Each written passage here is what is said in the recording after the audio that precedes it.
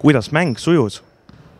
Me ei sujunud väga hästi, kolmandal veerandajal saime selle värgi käima, aga siis panid mõned kolmesed ja said lollid lauapallid ja siis läks suht ära.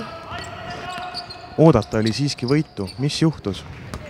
Nagu rääkisin, lauapallidest, nad said sellised lollidest kohtades said lauapallid ja panid seal mõned rasked viskad ära. Aga liiga tase on siiski ühtlane, kui mitu kohta allpool tiim tuleb ja siiski võidab. Ei tea, aga selline... seal mõned korrad on sellised... Allpool me väga ei kaota, aga ülespool natukene sellised tulevad kaotused. Kuidas te hakkasite korvpalli mängima? Esimesest klassist treener tuli kooli klassi ja siis andis lipikuid ja kutsus. Kas teil on ka tulevikus plaanis korvpalli mängida? Muidugi.